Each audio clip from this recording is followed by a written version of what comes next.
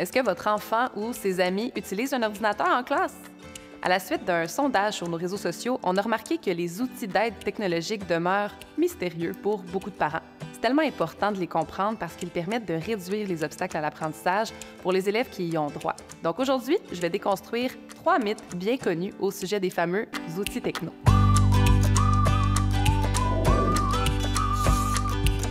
Avant toute chose, quand on parle d'outils d'aide technologique, on réfère généralement à des logiciels offrant deux principales fonctions d'aide: la synthèse vocale en lecture et la prédiction de mots en écriture. Premièrement, la synthèse vocale en lecture. Elle permet à l'élève de se faire lire un texte par une voix artificielle. Ça va être utile pour des élèves qui ont de la difficulté à décoder les mots ou qui lisent trop lentement pour accéder au sens du texte. Le fait de se faire lire un texte à un bon rythme permet à l'élève de mettre son énergie cognitive uniquement sur la compréhension du texte à lire. Deuxièmement, la prédiction de mots en écriture. Donc, le logiciel fait apparaître une boîte de suggestions de mots lorsque l'élève écrit. C'est des suggestions qui s'adaptent au contexte, un peu comme sur nos téléphones. Ça va être utile pour des élèves qui ont des difficultés à orthographier les mots. Ça leur permet d'augmenter la quantité de mots écrits et de réduire les erreurs d'orthographe lexicales. Maintenant que je vous ai expliqué ça, vous avez peut-être certains questionnements qui émergent. Est-ce que l'utilisation des fonctions d'aide technologique diminue les exigences pour mon enfant? En d'autres mots, est-ce que l'ordi fait le travail à sa place?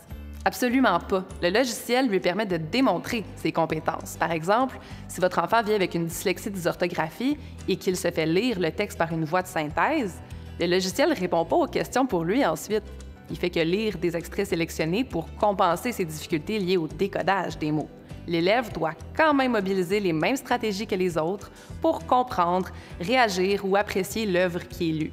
Donc, c'est la compréhension qu'on évalue en lecture, pas le décodage. En écriture, on s'entend que l'orthographe des mots correspond juste à 20 des compétences évaluées par l'enseignante. Donc, le logiciel n'offre pas de soutien à votre enfant pour la syntaxe des phrases, la ponctuation, le vocabulaire riche et varié, les accords, l'utilisation des procédés d'écriture et bien plus. Alors non, l'ordi, c'est pas de la triche, mais un levier qui permet à l'élève de démontrer son réel potentiel, au même titre qu'un autre élève porterait des lunettes pour accéder à sa pleine vision. Si mon enfant se fie trop sur le prédicteur orthographique, il ne sera pas capable d'écrire dans la vie sans son outil technologique. Au contraire, cette fonction-là favorise l'apprentissage de l'orthographe en réduisant l'exposition à l'erreur. Dans le fond, si votre enfant vit avec une dyslexie dysorthographiée, il a besoin de plus d'exposition aux mots bien orthographiés pour les enregistrer. En écrivant sans son logiciel, il risque de faire des fautes et mémoriser la mauvaise orthographe d'un mot s'il le voit trop souvent sous cette forme-là. C'est donc mieux de lui donner accès à son ordinateur en tout temps. Puis ça va être également bénéfique lorsqu'il écrira en mode papier-crayon. Les fonctions d'aide technologique sont disponibles uniquement pour les élèves qui ont des troubles d'apprentissage diagnostiqués. C'est faux. Saviez-vous qu'il arrive de plus en plus de voir des classes entières utiliser les fonctions d'aide technologique? Tous les élèves peuvent les utiliser en contexte d'apprentissage.